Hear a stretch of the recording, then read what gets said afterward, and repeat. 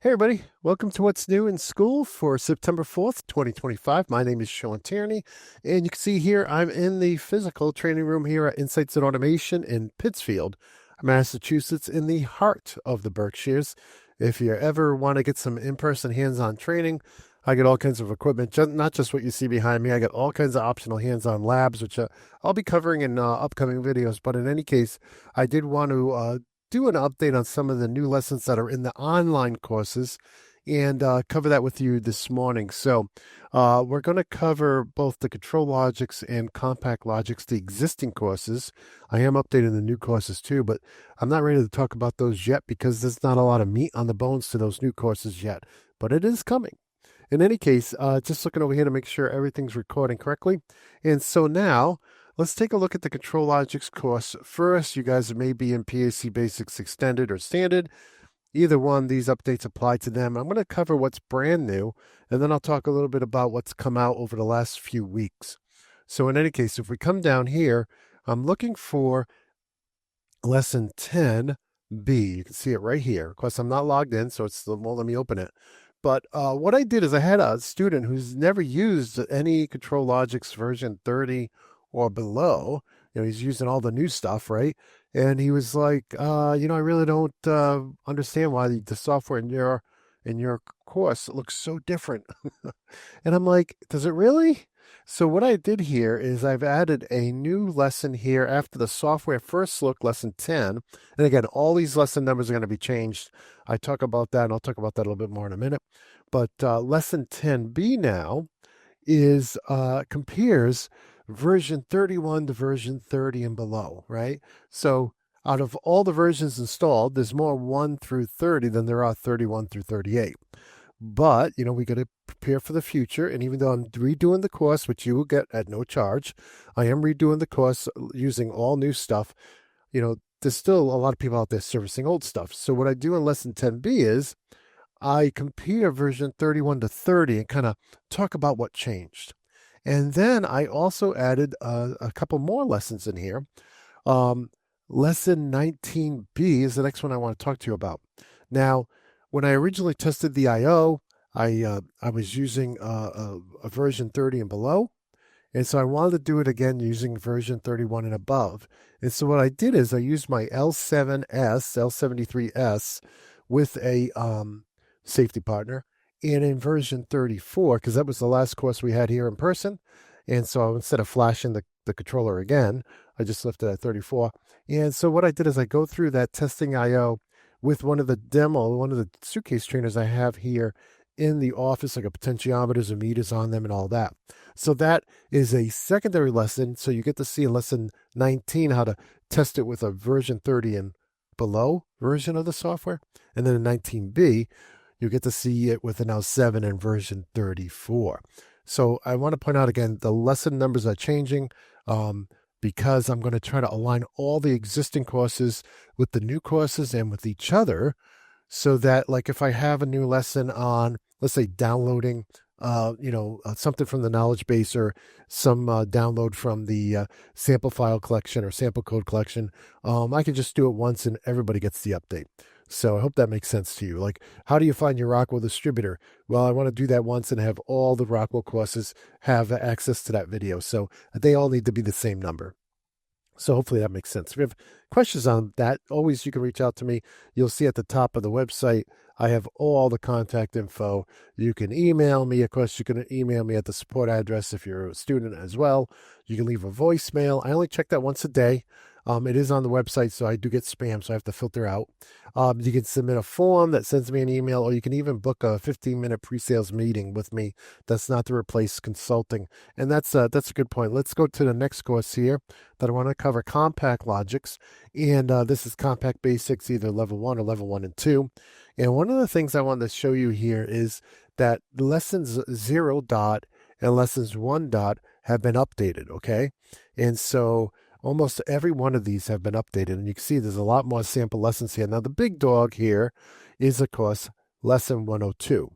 And this is where I go through how much the software costs, can you get a free demo, and that's completely free to anybody, but I did want to update that. I updated it actually in November of last year with all the new pricing and all that stuff. I also have the free application, PLC application simulator that I include, so you can just run this. You don't have to run anything else. Factory IO, PLC Logix 5000, and so on. So in any case, you can see all the samples here.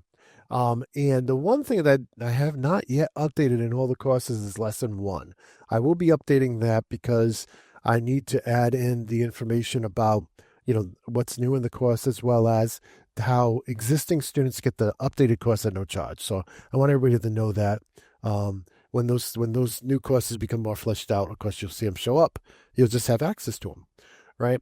So this is what I've been updating over the last, let's say, 30 to 60 days, lessons 0 through lessons 120.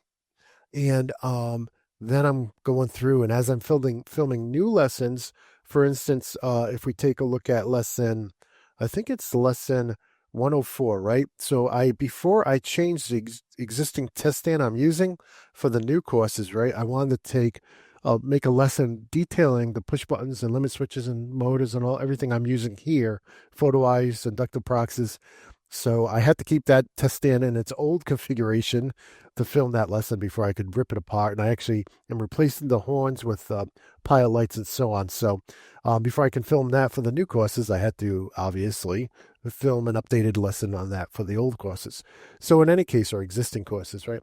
So in any case, I wanted to let you know about that. Now, talking about what's new in Compact Logix course, I also have some new lessons here. So that 10B lesson we saw in Control Logix, in Compact Logix, that's actually lesson, I think it's 3. Again, there's so many lessons across so many courses. Yeah, lesson 304. Now I have not changed the exercise. It still says exercise 303. I know that's out of order, but I have to renumber everything so they all match. I already have a master spreadsheet that's this wide that has every lesson from every course that kind of guides me on the new numbering. But in any case, you'll see it right here. That's the first one. Talks about the V31 changes. Okay. And then if you come down here, there's actually 3. Actually, these are kind of broken up differently because with Control Logix, you only have 1756 local I/O. With Compact Logix, you actually have 1769 or 5069 local I/O. And I thought I would do both of those. Of course, with the L1, you have the 34 I/O.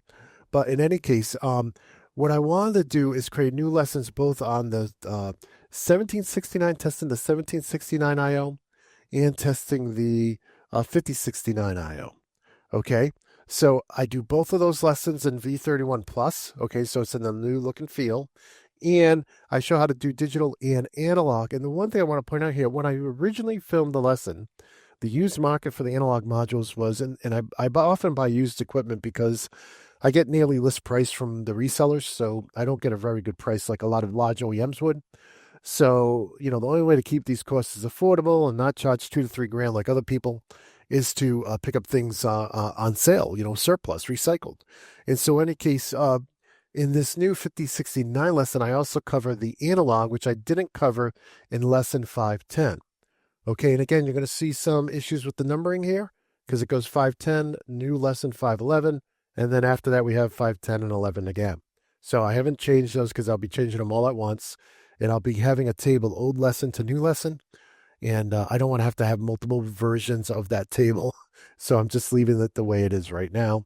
And again, you can see all the lessons the 0 dot and the 1 dot lessons. You can see them all updated here. Again, prices of the software, what starter packs are available, so on and so forth, hands-on exercises. One of the things I do have coming out for all the PLC courses in the near future, I don't know if it's the next thing I'm going to be working on, but for the existing courses, I definitely want to get this out before I do the same thing for the new courses, is something I'm pretty excited about. Let me go ahead and go back to full screen here.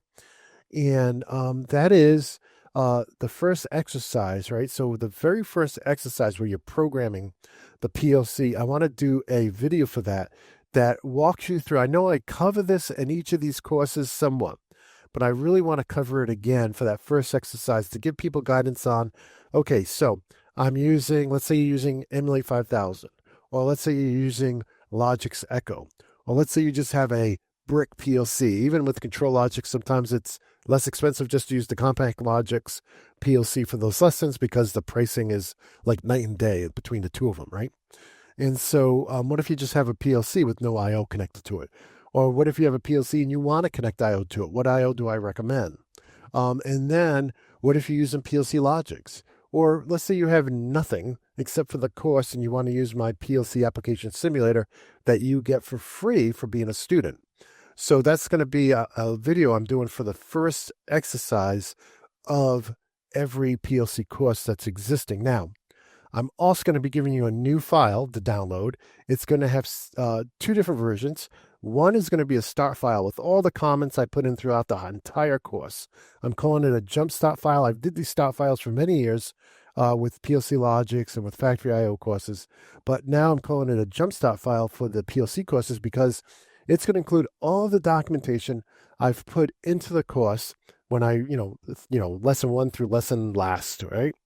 So you don't have to type in, you just have to create the code. You actually won't have to type it. If you're using the same address as I am, of course you can always go into the database and edit the addresses, right?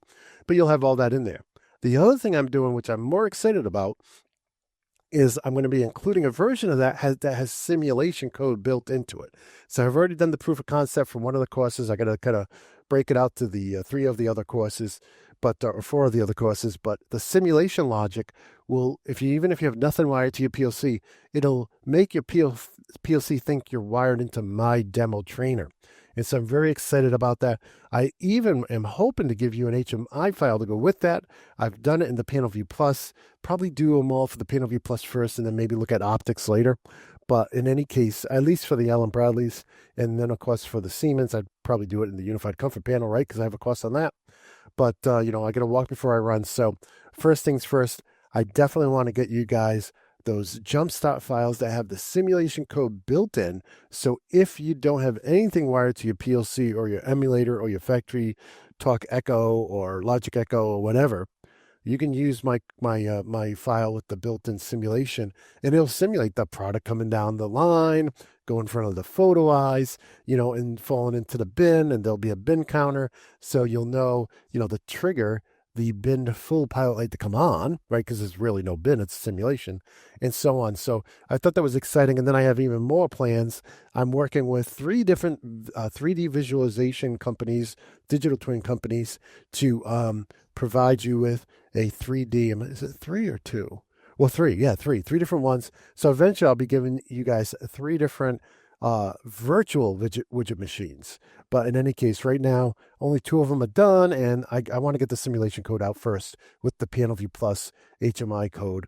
So again, if you don't have the PanelView Plus software, the HMI will be totally optional, right? But it's just cool to see it on the HMI screen. So this is all coming free of charge to everybody who's already in my programmable controller courses. Really focused on the Rockwell ones right now. So all the PLC basics, old and new.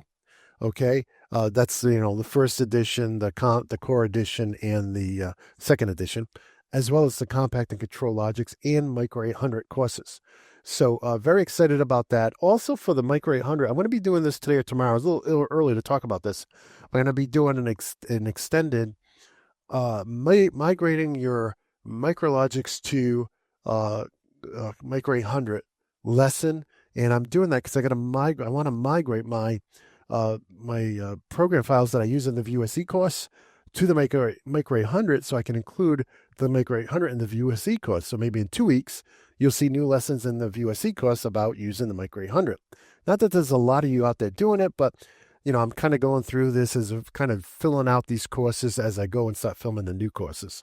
So I wanted to just talk to you about all that. That's this month's update. I may be back later this month. So let's say it's early September update for what's new in school. And I just, again, if you guys want to reach out to me, please, you have all these ways to get in me. You have the pre-sales email, which forwards to the support email. You have my voicemail. Again, I check it once a day, work days. You can submit a question here. You can book a meeting. I also do consulting, as you'll see in those new lessons. The new lessons, I think it's, oh, gee whiz, let's go back there. I forget what lesson numbers they are. Let's see.